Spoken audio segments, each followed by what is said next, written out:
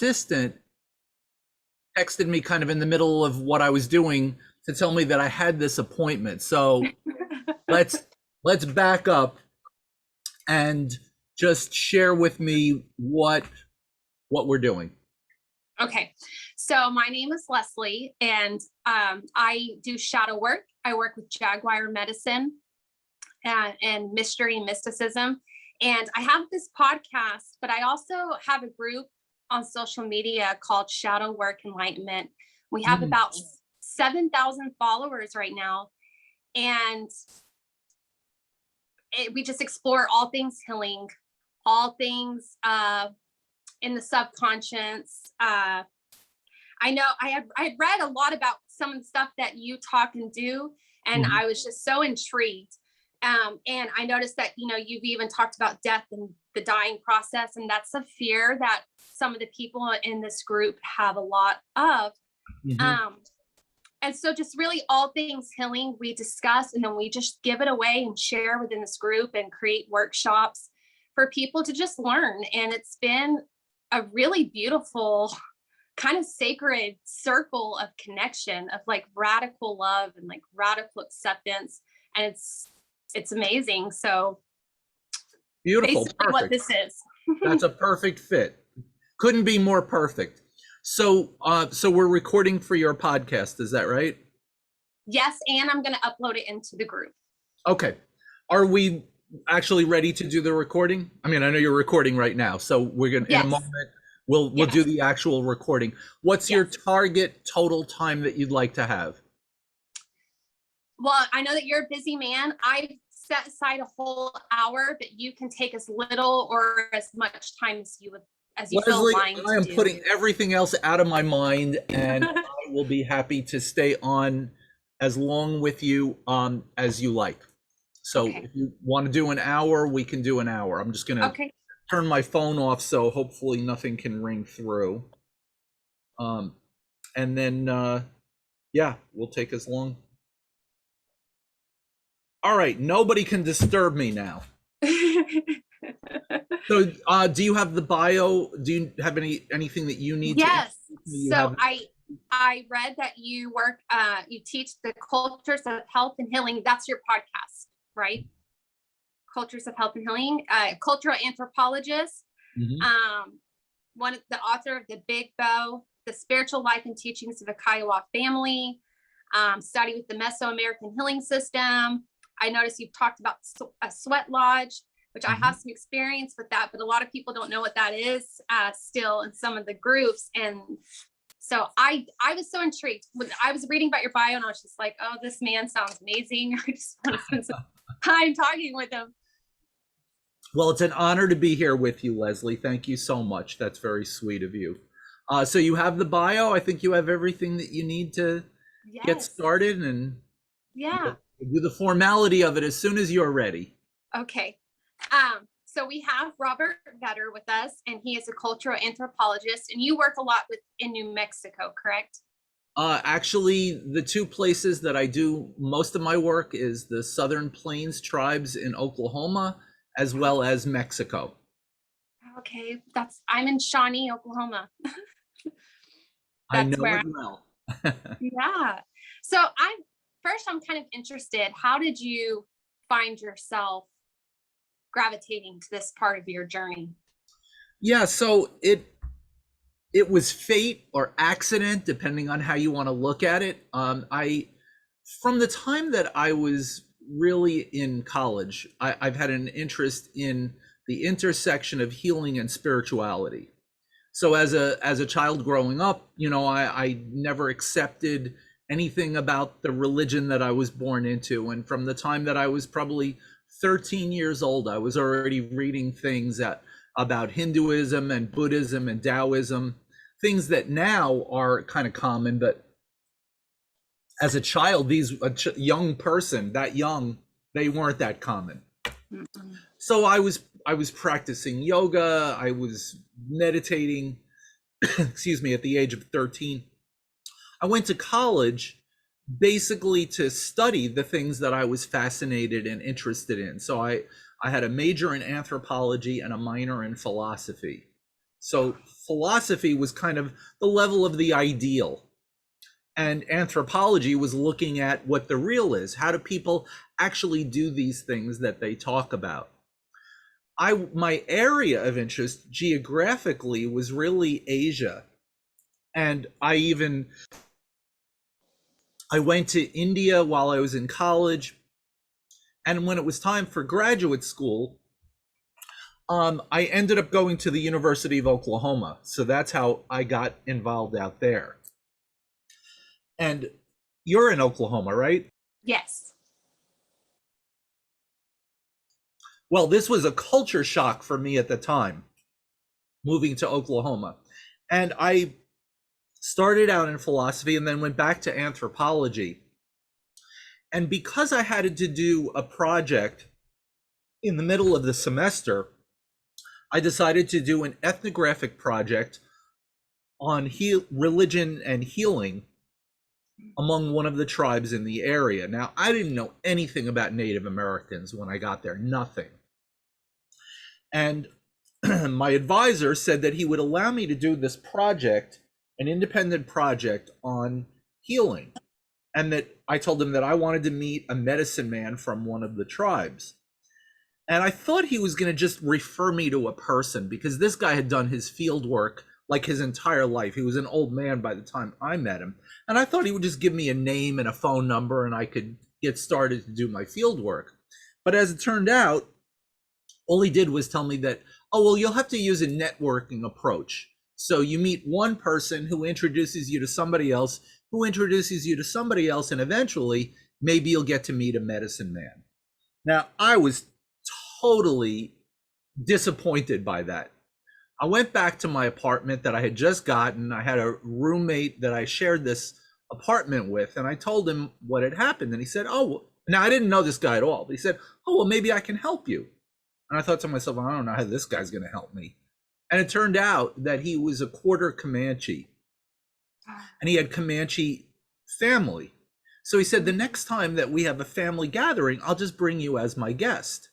So we went to this gathering in Lawton, Oklahoma, and we got there, and it was a number of men were seated in folding chairs under a tree, while the women were all at the picnic tables organizing this meal.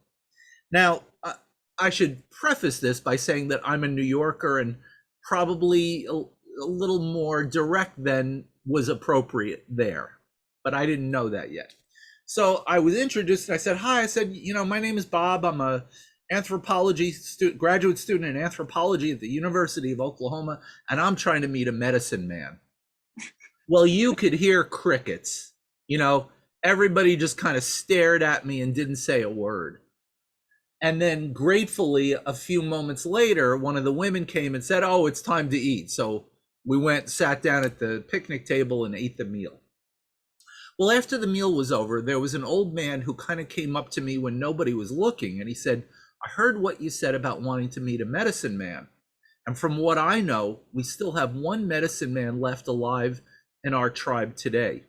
I don't know his name. I don't know anything about him, but I know another old man who I think could help you.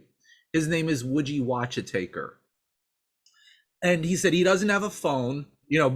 Keep in mind, we're back in 1980 now, to give you an idea of how far back this story goes. So he said he doesn't have a phone, but I'll tell you how to get there. And he drew me a map on a napkin. So I told Jim what happened. Jim said, oh, well, I'll go with you if you want. And now I'm like psyched. I said, oh, that's great. Because I had Jim, I figured he's Comanche. He's going to know what to say. So we get in the car, we get totally lost. And after hours of searching, we find this little house out in the middle of nowhere. Well, we walk up to the door, knock on the door. And I remember thinking as I walked up to the door, well, Jim is Comanche. He's going to know what to say. So we got to the door, and this old man with long gray hair and braids, he comes to the door. And, I was waiting for Jim to say something, and I guess Jim was waiting for me to say something. And now the three of us are standing there just looking at each other. And once again, I figured I better say something. So I said, hi. I said, my name is Bob Vetter, and I'm an anthropology student at the University of Oklahoma, and we were hoping you would talk to us a little bit about the Comanches. He didn't say a word, just like at that other situation. He just stared at me. Finally, he spoke, and he said, "This is how you come to my house to see me?" Now, I didn't know what he was getting at, so I said, "Yeah." He said, "This is how you come to my house to see me?" And I said, "Yeah." And he said, "Come in here a minute." And he opened the door, and he pointed to the couch that was next to the door, and he told me and Jim, "Sit down over there." But this was not a friendly invitation in any way. So he goes back into the back room, and he comes back out with a painting in his hand, because he was actually a pretty famous painter. And he held this painting up, and it was a painting of a Comanche war dancer. And I said, "Wow, that's really beautiful." But he wasn't really interested in what I had to say about his painting. But he held it up for a minute, and he showed it to me, and he said, "I'm an artist, and I have better things to do than to sit around talking to you." And he said, "Another thing, this is no way to visit an Indian." And I said, "Well, what do you mean?" And he said, "Well, if you're going to visit an Indian, the least thing you could do is bring him something to eat." Now, I didn't know what to do. I didn't know what to say. I just said, "I'm really sorry." Got up off of the couch, walked out the door, got in the car, drove all the way back to Norman, Oklahoma, where we lived. Whole way back, we didn't really say anything. We were kind of rattled, and we're just about back to Norman. And I said something to the effect of, "Oh yeah, when I go back next time." And Jim says, "You're going back to that guy's house?" And I said, "Yeah, of course." And he said, "I wouldn't go back to that guy's house if you paid me." And he said all kinds of stuff about, would you. Yeah. He wasn't very happy about the interaction. So the next week came, and I went all by myself. Now, let me also say that I was a very, very, very poor graduate student, just barely had enough to scrape by. So the next week came, and I couldn't afford much in the way of groceries, but I got the few things that I could afford, had them in a paper bag, or as you guys would say, a paper sack. And I walked up, drove all the way back by myself this time, knocked on the front door. He comes to the door again, and he sees the paper bag in my hand, and he got a big smile on his face. He held his hand out, and he shook my hand, and he said, "Now that's the way you visit an Indian." Wow. And I like to say that that was the day that my personal journey began, because everything shifted in that day. Woodgie welcomed me into his home. It turned out that he had a knowledge of Comanche medicine, and his wife was the niece rather, of a famous Comanche medicine woman that a book was written about called Sanapia, Comanche Medicine Woman. So the two of them had a lot to tell me about traditional Comanche culture, healing methods, medicine, but I still hadn't met the medicine man that I was looking to meet. Eventually, Woodgie was the one who facilitated my meeting a man named Oliver Patapony, who was the last medicine man of the Comanche people. And eventually, he adopted me and took me as a grandson. And that's really the event that changed my life. Grandpa Chief, he wasn't really a chief, but people gave him that title, and we in the family referred to him as Grandpa Chief. This story is really too long to go into the whole story, but I am going to tell you one part of the story that became pivotal for everything else. Now, Grandpa Chief didn't set out to be a medicine man, but he got cancer, and he was told by his doctors that it was terminal cancer. And they finally met with him, and they said, "We doctors had several meetings over your case, and we came to the determination that we've done everything that we know to do for you. We've done all of the tests and all of the procedures that we know to do. Now, if you want to stay in the hospital, we can make things more comfortable for you. We can ease your pain, but we've done everything that we can." Well, he called his wife and his son in, and he explained to them what had happened. And he said, "There's nothing left for me to do here. Take me out of here. Take me out there to the hills and leave me there. Maybe I can try to take care of this the way that our old folks used to." So his son brought him to the Wichita Mountains in southwestern Oklahoma on a spot on a high rise facing Mount Scott, which is one of the highest peaks in the Wichita Mountains, which, as you probably know, are a token mountain range in Oklahoma that were originally some of the biggest, tallest mountains in our country, but that have eroded down to what they are now as these big piles of rock and rubble.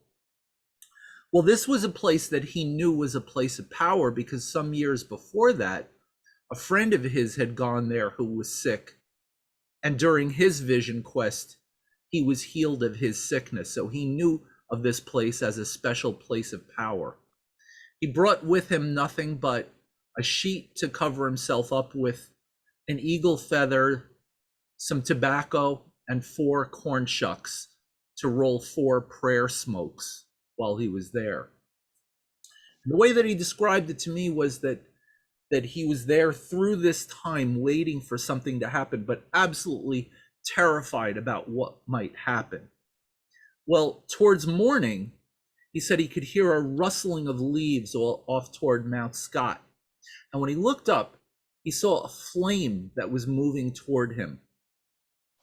And the flame kept getting closer and closer until finally he could see the outline of a human form, because this was the night of a new moon, so there was no moonlight out at all.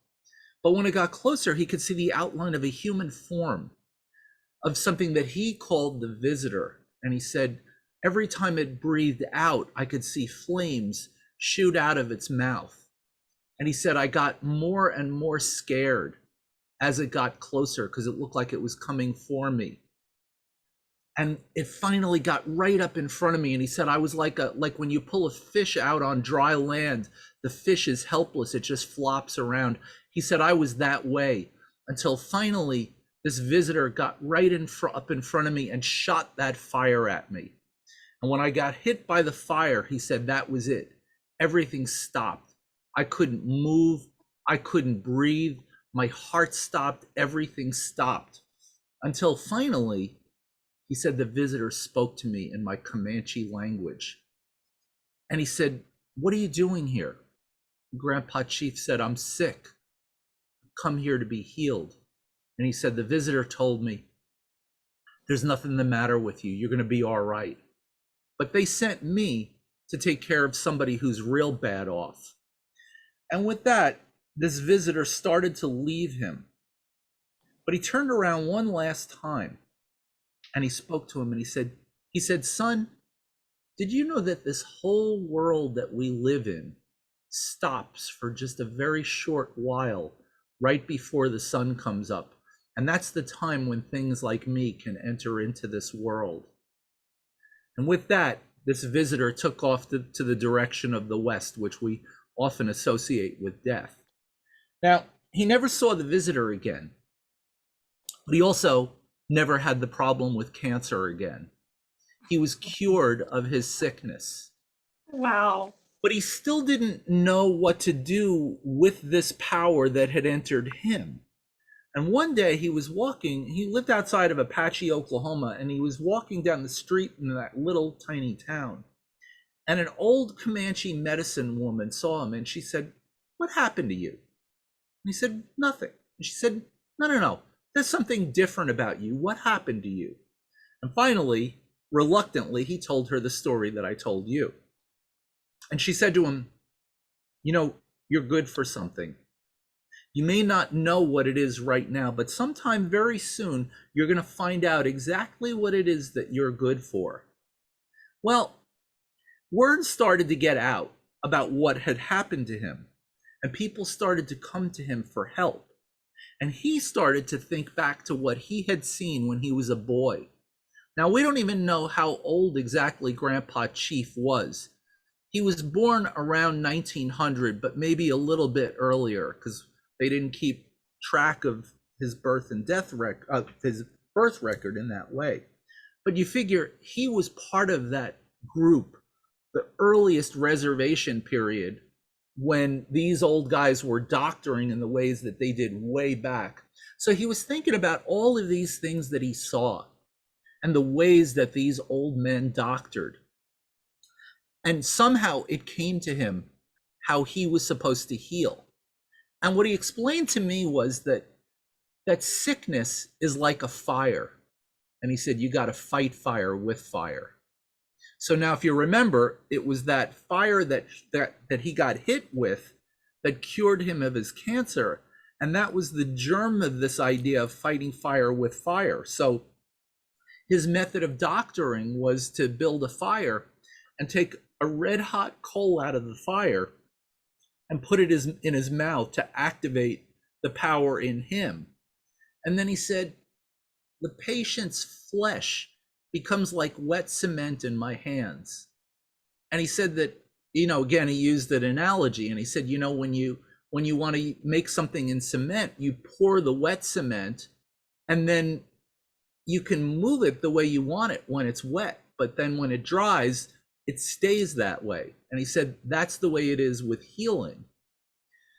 So he dedicated his life to doctoring people who would come to him who were sick. And I like to think that, there's this formula among the Southern Plains people that we turn to the Creator, we turn to these spiritual forces in nature and in the world around us, often at a time of desperation, a time of crisis. And if we're healed in some way, that carries with it a responsibility to give back to the community. And that is the entire formula that has really served to me as an inspiration in my life. Now, that story eventually led to a whole bunch of other things, other spiritual people that I've met, ceremonial people among the various tribes in Oklahoma. Eventually, I met a man who would turn out to be my uncle Richard Tarza, with whom I wrote the book that you described before, Big Bow, The Spiritual Life and Teachings of a Kiowa Family, meeting lots of other medicine people and ceremonial people, walking what we call the Red Road, the spiritual road of Native North Americans.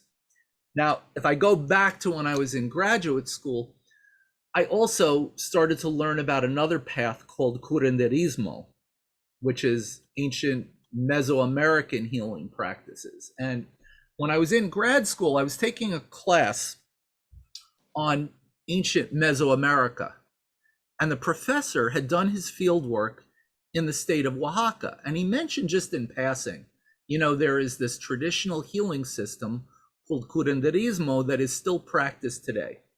I went to him after the class and I said, I really want to know more about that. So he allowed me to do an independent study project on curanderismo, and I learned about it. I also learned that it was practiced in South Texas as well. So during the years that I was living there, I came up with this idea that I wanted to go to San Antonio, Texas, to do a short-term study on curanderismo, because I could drive back and forth from Norman, Oklahoma to San Antonio, Texas. And then eventually I was going to do a 1-year residence in Oaxaca, Mexico, and then compare and contrast those two ways of healing. Well, as it turned out, I ended up taking a terminal master's degree and leaving Oklahoma and kind of forgetting all about that for many, many years. Later, I joined the Native American Church and explained to the people in that chapter that I couldn't go all the time to Oklahoma, but I could go to one ceremony per year if they wanted. And they mentioned one in South Texas, in Mirando City. So I agreed to go to this pilgrimage ceremony where they go and gather the medicine to bring it back to Oklahoma. I flew, interestingly enough, into San Antonio, Texas. So all those years later, I'm in San Antonio, and I said, this is where I was going to do that original field work. So I started trying to ask around and doing like a search of everything that I could think of to find out whether there were any curanderas or curanderos, the practitioners of curanderismo. And the day before I was left, I finally found one source. There had been an article that was written about a woman, a curandera, she calls herself La Golondrina, who she and an anthropologist had gone and done a talk at the public library. And in the article that was written years before that, it mentioned the store that she worked in, which was just about a half a block away from the hotel that I was staying in with my wife. So we walked over to the store, and she was there working that day, even though she was only part-time. And I spent the entire day with her. That's the short of it. I just stayed in the store the entire day. It was like I had known her my entire life, and she ended up being my first teacher. I went to leave the next day, and there was a blizzard in New York that had closed down the airports. So I rescheduled my flight with 4 days to spend with her every day learning about curanderismo. Then I did an apprenticeship for a year with another teacher of mine named Elena Avila, who wrote a book that I really recommend called Woman Who Glows in the Dark for you or anybody who might have an interest in curanderismo. So I did another apprenticeship after that one, and then eventually I met a man who would become my teacher, my mentor, my friend, my brother, Laurencio Lopez Nunez, who lives in Oaxaca, Mexico. And I started going down to Oaxaca and learning from him and from an indigenous group that lives up in the mountains called the Mihe. He taught me the way of the Temazcal, which is the ancient Mesoamerican version of the sweat lodge. I had already been involved with sweat lodges among North American tribes for decades by then, but he was the one who taught me the way of the Temazcal. Now I have a Temazcal here as a part of my healing practice that I do one-on-one as well as in groups and teach classes in it now. But that's a condensed version of this personal journey story. It's amazing. Just hearing that, it sounds like such an amazing story and life. And what I really admired is, at the beginning when you knocked on that man's door, most people would have just given up. A lot of people give up kind of easy. And so I love that you were like, that wasn't even really a thought. It was like, well, no, of course I'm going back. And it ended up being pivotal. My life changed that in that moment. Yeah. It's just amazing. It makes you wonder how many things in our lives could have really turned out differently had we actually been able to push forward and not just back down easy, and be like, oh, okay, it didn't work out the first time, I'm done. Exactly. I think that's important. I've been in a sweat, but for those who've never experienced it, what do you feel is, I know this differs for everybody, but what do you feel is powerful about the sweats? How can that really promote healing for someone?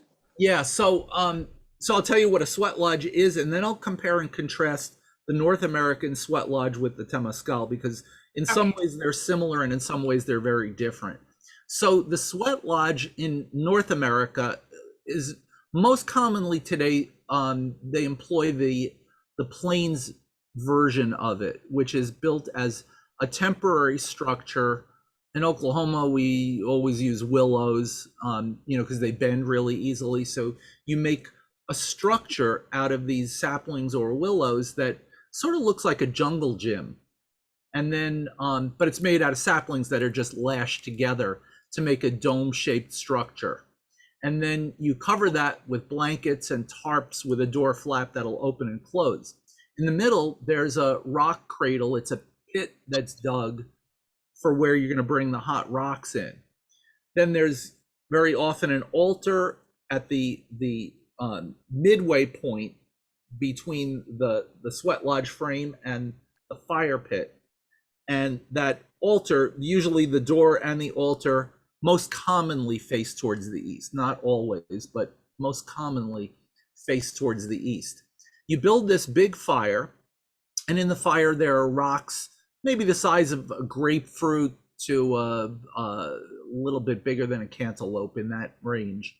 And you heat those rocks up until they're glowing red hot.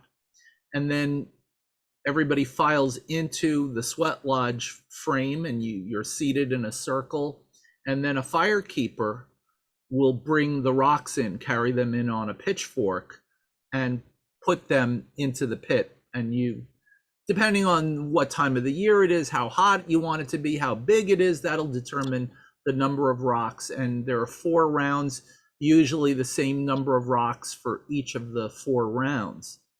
Once the door flap is closed, it's supposed to be completely dark, so that it's like going back into the womb of your mother.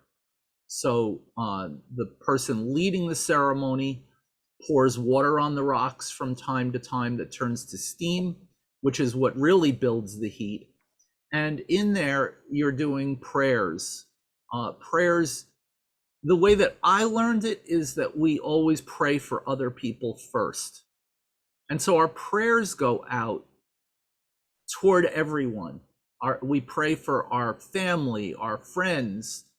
Usually they say you pray locally. So you name the people that you're praying for. All of your concerns go into these prayers. When you do pray for yourself, usually it's last. So that goes along with this plains kind of notion that I've learned about the sacrifice that we make spiritually for other people.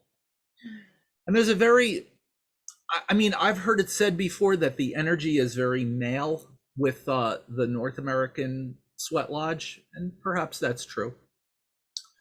By contrast, the Temescal is a little bit different, at least the way that I learned it, and it's purely therapeutic. Now, the Temescal is a permanent structure. So in Mexico, it's often made out of clay or brick that are made into this shape. But you know, if it rains a lot, you can't have that kind. So the one I have is actually made out of brick, but also cement and rebar to make a dome, and it looks like one of theirs exactly. I have one here where I live in New York. But that ceremony, by contrast, is therapeutic, and you as an individual come first. So the analogy that I heard for the Temescal is, if you get on an airplane, they tell you that, you know, if the airplane's going down, put the mask, the oxygen mask on yourself first, so that you'll be able to take care of someone else. And that's what we do in the Temescal. That's why the attention goes on healing yourself first. And then eventually, like usually at the end of it, we'll talk about the needs of other people. But we do things besides the songs and the prayers that we do in the sweat lodge. There are other therapeutic techniques, other things that we do to get rid of let's say, negative, damaging, toxic emotions, things that might seem extreme in a sweat lodge. You know, the Temescal is all about leaving everything behind. So it really is a therapeutic experience. But in both cases, the sweat lodge is a ceremony of purification of the mind, the body, the spirit, and the emotions, and an important part of healing. In ancient Mesoamerica, you know, in my travels in Mexico, I saw ancient structure after ancient structure with the Temescal built into the village. And they say that it was the original hospital. So you'd go there to be healed if you were sick and to prevent illness for the future. So the Temescal is built into the sense of spirituality and of healing. That's beautiful. I've only done it, you know, the way that Oklahoma does. So I'm curious to know, but I found it a profound experience for me, because I literally had something move from, it felt like something reached in and took something from within and pulled it, like in my brain. And then in my stomach, felt like another piece moved also, but they moved in opposite directions, like something aligned. And I ended up pregnant 4 months later, but I hadn't even asked to be pregnant. Like I didn't even know if I wanted a baby, but it turned out to be a huge, huge blessing. But I got pregnant right after those switch, and it was the wildest thing. But you know, I felt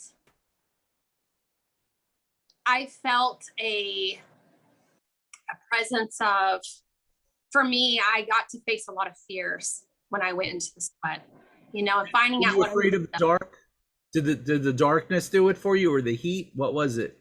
it was the heat, because I had been told that it's going to get hot, but they didn't accurately describe what they meant by hot. So when it happened, I'm like, this is no wonder people get close to God. I thought I was going to die, you know. I stayed in all 4 rounds, but I was just sitting here like, people do this for fun. Like, but when I got out, I felt different. I remember feeling suddenly very stripped, bare, but in a very healthy way. And it gave me a chance to kind of rebuild, Yeah. more intentionally. And that's perfect that you say that, because when I told you that it was like going into the womb of Mother Earth, it also means that when you come out of the sweat lodge or the Temescal, that you've been born into the world again. So you are like a baby who was born again, and that's perfect. Mm-hmm.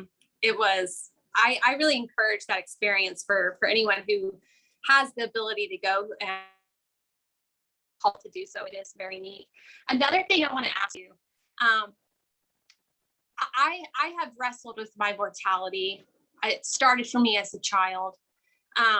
But I had a lot of people in the group who wrote to me that their biggest fear is all things concerning death and dying. Mm-hmm. What is just your personal spiritual perspective of death and dying, and how can somebody try to consider wrestling with their mortality or working through their fear?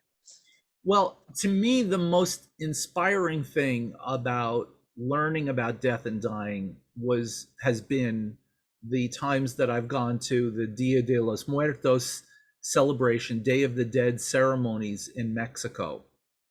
And I've looked at healing practices around the world, as well as concepts of death and dying, ceremonies surrounding death and dying all over the planet. It's something that has been a fascination to me for a long, long time. And in fact, you know, prior to COVID, I was leading a tour on the healing arts of Mexico every year that included the Day of the Dead celebration. You know, when we'll go back to doing it, maybe I hope by next fall, because it takes place for 3 days. And I want to describe it to you because it's such an inspiration to me and has really made such a difference to me. Well, I believe that there is an afterlife, and different people have different ideas about what that afterlife are. If you ever saw the movie Coco, you already know a little bit about the Mesoamerican idea, the Mexican idea about the afterworld. And today, it's kind of a combination of their old pre-contact beliefs fused together with elements of Catholicism and folk Catholicism. But the belief underlying it is the inspiration to me. And what they believe is that when you die, you go to an afterworld. Now, in our normal experience, the afterworld is separate from this world.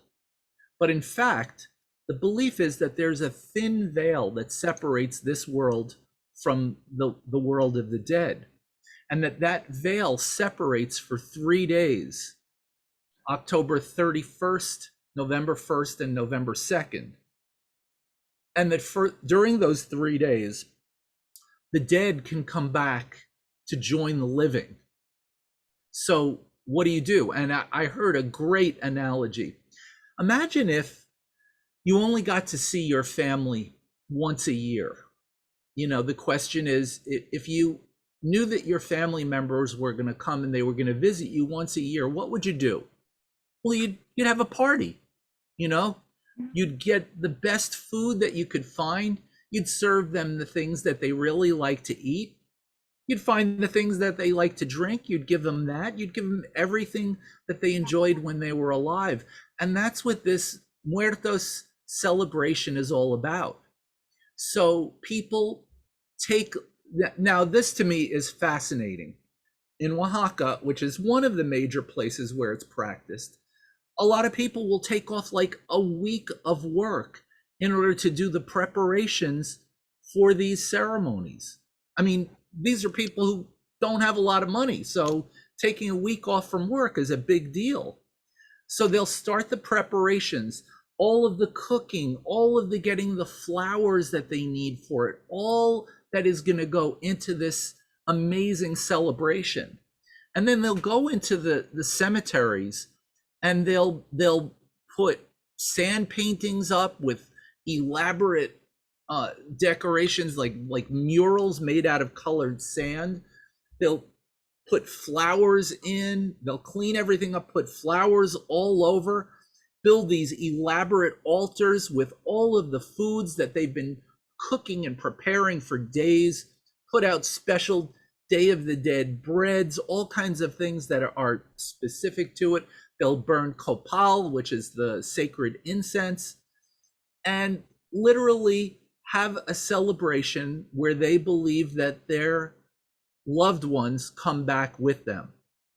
And this goes on all night long in the cemeteries. And I mean, you might think, well, it's kind of morbid having a party and a ceremony, but it's exactly the opposite. It is an absolutely beautiful ceremony and incredible place to go to just feel the collective energy of people who believe that so strongly that you can feel it, that it's palpable, you can feel it in the air. Oh gosh, that sounds, I've never got to go. Like, I've never actually got to go to that festival, that time. Or how could somebody like me go to something like that? Well, you can join me next year. I would love to do that.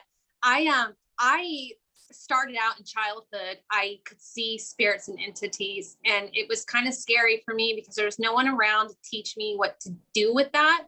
So I'm just seeing stuff, and there's, and I've had to, in order to overcome all that fear, I had to begin to look at what messages are trying to come through. What is this trying to teach me? What is it trying to show me? What am I so scared of? And in this way, I kind of created, there's like this art of dying, this art of death. It's something beautiful. And for me, it's kind of like the eight, the infinity symbol. It's just, we die just to rebirth in some way. And that has really just helped me to look at how to bring more joy and color into this process of dying. Because in a way, we're all dying all the time. We're on this path anyways. And I always thought it was sad that people approach it so seriously and with so much sadness and grief and traumas that were never dealt with. When, what if we could change that as a collective? What if we could change the perspective of that? I'm actually glad that you're saying that, because it in my looking cross-culturally at death and contrasting most other cultures in the world with our way in the United States, our way of dealing with it is by not dealing with it. Right. What do? We hide everything that has to do with death. Mm-hmm. We sweep it under the rug and try to ignore it. But by pretending that death doesn't exist, we also short circuit our ability to experience life. Yes. Because really, we only experience life because we know of that finite amount of time that we have to be alive. It's what gives our lives beauty. And that's why in Mesoamerican thought, they also compare our life to a flower, because it's beautiful beyond belief, and it has a beginning, a middle, and an end. So it's death that gives life its context, in the same way that we can look at, and I'm just going to talk about something that you and I discussed before we began the podcast, but it also has to do with the way that we experience the light in our life because of the shadow and the dark side within ourselves. And in the same way, there can't be light unless there's a backdrop of darkness. So embracing everything that we are as human beings. Yeah, I think that's beautiful. I really do. You know, growing up, you always heard the saying, find something worth dying for. And I always thought it was backwards. And I remember being young and thinking, I'm trying to find something to live for. Like dying for something felt easy because I had dealt with a lot of depression. I was like ready to go. I was like, for real, it was kind of morbid. I would, hey, you know, I'm ready. And then I had to learn about, you know, how that was a victim mentality and that I needed to overcome that. So I had to start looking at what's worth living. Like, how do I intentionally make my life beautiful? And that kind of was the turning point for me. I went to South Africa and studied under the Zulu tribe into the care centers, working with children and adults who were dying of HIV and AIDS. And then I went off to Dominican Republic. And so there is something about spirituality and culture and the dying process. All of it intrigues me so much, but not just from an intellectual place. It's like, I feel hungry for that. And in this way, I've slowly began interpreting my own soul, like what it's trying to say and show me. And I think, go ahead. Can I introduce a concept there that I think is really germane to where we're going with our conversation? Okay. So in curanderismo, we use a term called susto. And susto it's a Spanish word, but it carries a very specific meaning when we apply it to the healing arts, because this belief is that well, first let me translate the word. In anthropological literature, it's often translated as magical fright. Another way to translate it, I prefer to call it spiritual fright. And it's when something happens in our life. A trauma can be an example of a susto, but there are other things that are not as strong as a trauma. But here's the important part. Here's their belief about what happens when you experience a susto. We come into this world with all of our energy intact. And what happens in the moment of a susto is that a little piece of the soul leaves in order to protect you. It's kind of like when you get in a car accident, you know, you go into shock, and it's the way of the body dealing with this injury so that you can survive. And in the same way, a little piece of your soul gets left behind at the time and the place that the susto occurred. And the amazing thing is, if it's never dealt with, it'll probably lead to another susto that's somehow connected energetically with the first one. And then you'll get another one. And it may manifest in different ways, but the energy is largely the same. And you can literally follow the track of the sustos. And if you think of each event as being somewhere that you leave behind part of your vital energy, by the time you get to be, let's say, middle-aged, you know, you've left lots of energy behind. And what do you have left? What you have left is what you're trying to live with. And that's why in curanderismo, we go back to these times and these places to bring the energy back so that you can have that vitality that you once had. And it's kind of a beautiful way of looking at it, I think. Mm-hmm. Yeah, it really does. You don't look at things as mundane anymore. There's so much here that it's, I don't know, it is very inspiring. So how can people find you? Like, I have a feeling there's going to be other. Yeah, sure. So Leslie, I want to offer you and all of your listeners a little freebie, a little something, a downloadable gift that's on my website that has to do with exactly what we were just talking about. I created a game called Sustos about these individual experiences. Now, when you were a little girl, did you ever play Chutes and Ladders? I think I might have a few times, but go ahead. I don't remember the concept of the game, but I do feel like I've played it before. So you would roll a die and you would go at various places on the playing board. And if you landed on a chute, it would drop you down so you'd be back at the beginning or towards the beginning. And if you got a ladder, it would carry you up. Now, I took that idea and I created this game that's downloadable. But before I tell you about the game, let me quickly tell you about the origins of that game. A lot of kids played it. I played it as a kid. What most of us don't know is that that game started as a traditional game for Hindu monks to understand the spiritual life and spiritual evolution. So you would have these events in life that would either bring you up or they would bring you down. So I took that concept and applied it to this whole notion of sustos, because every time we have a susto in our life, it's an opportunity to either grow spiritually or go back developmentally to an earlier time. And a susto can knock you either way.